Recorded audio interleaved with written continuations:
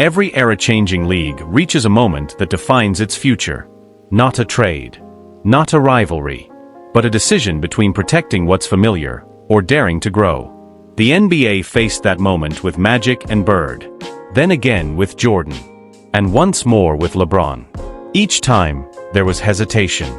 Each time, the game was forced forward anyway.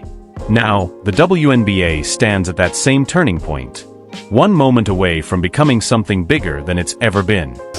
Coming into the game. Logo! Clark with a deep three. Bonner gets denied by Boston. Wheeler finds Clark from the logo.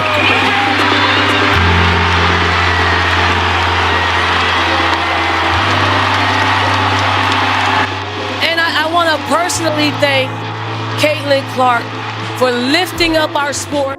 Leagues like to think they control their own rise. They draw up the rules, set the calendar, sign the deals, divide the revenue. On the surface, everything feels measured, orderly, safe. But real growth is never scheduled. It arrives under pressure, and pressure always looks the same. One player demanding more attention than the system was built to hold. That isn't a flaw in the player. It's a mirror held up to the league.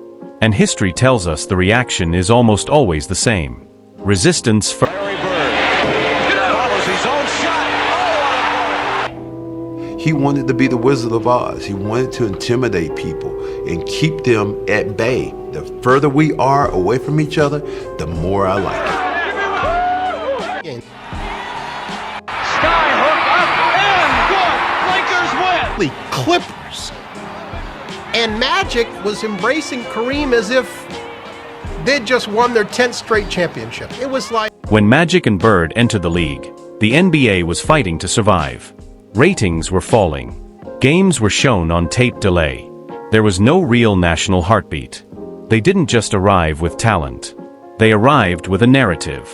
Fans weren't simply watching games anymore.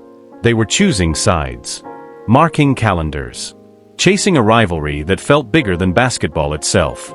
At first, the league didn't see it. Executives worried about favoritism. Teams warned of imbalance.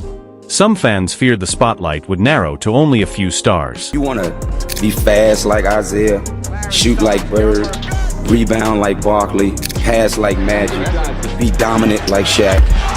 But man, I wanted to be like... Jordan wasn't just great. He was gravitational. He changed how people watched games, how brands partnered with athletes, and how the media framed the league. And with that came fear.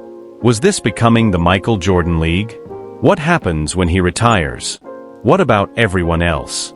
Those questions aren't new. Leagues have always asked them when growth outpaces governance. The answer, as history shows, is simple. Jordan didn't shrink the league. He expanded it. Here's what leagues almost never see in real time. Stars don't create imbalance.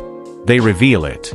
When one player drives ratings, ticket sales, and attention, it doesn't mean the system is broken. It means the system was already fragile, and the star made it visible. The NBA didn't grow by suppressing stars. It grew by learning how to build around them. That took decades, and more than a few uncomfortable transitions. Now, look at the present. The WNBA isn't fighting for relevance anymore. It's fighting for structure. Viewership is climbing. Media coverage is expanding. Sponsorship interest is accelerating. And one player sits at the center of that acceleration, not by demand, not by decree, but because the market made her. Audiences chose Caitlin Clark. She didn't ask to become the focal point. The league didn't create her attention. The market did. Discomfort doesn't come from success. It comes from misalignment. Right now, And she'll take the first three-pointer and knock it down and treat the fans to that. Sabrina Ionescu. Here's Caitlin Clark driving. She's got the first 5 points. Wow. And makes it 7-0. What a start. And what a pep to their step right now. Caitlin Clark, 13 points, pocket pass. the WNBA is balancing multiple pressures at once. A rapidly growing audience, shifting media economics, labor negotiations, and a sudden concentration of public attention. That's a heavy load for any league. When one player becomes the symbol of that moment, tension is inevitable, not because the player is the problem, but because the system hasn't fully adjusted. That's where resistance comes from. Every league goes through the same cycle. Skepticism, then worry about sustainability, then debates over fairness and balance, and finally acceptance, after growth proves unavoidable. The NBA went through it. The NFL went through it. Global soccer went through it in every superstar era. The WNBA isn't different. It's just earlier. Caitlin Clark didn't create the league's growing pains. She accelerated them. She compressed a decade of attention into a short window. And compression always feels chaotic. Stars don't wait for systems to be ready. They arrive when they arrive. The real question isn't whether the league should slow them down. It's whether the league can evolve fast enough to meet the moment. The hardest lesson the NBA ever learned wasn't about basketball. It was about storytelling.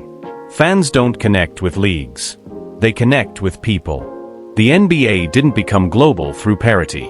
It became global through continuity of stars. Magic to Jordan. Place aside that. The people have chosen Caitlin Clark.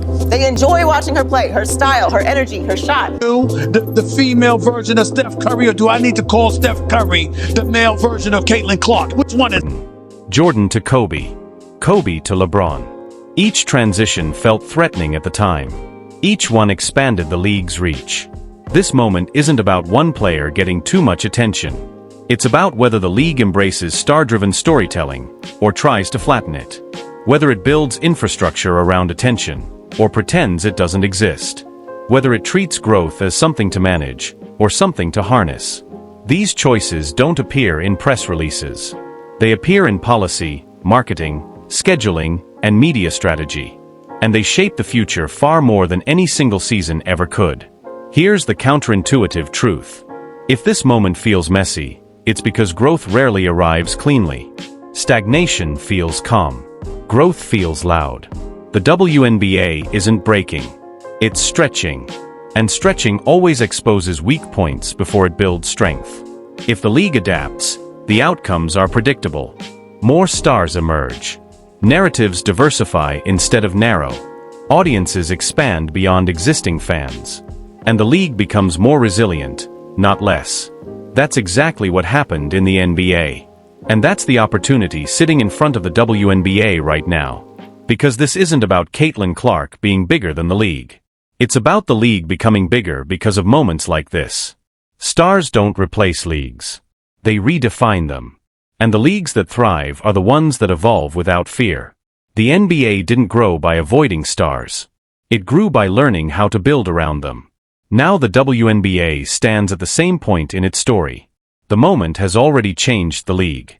The only question left is whether it learns the lesson willingly, or the hard way.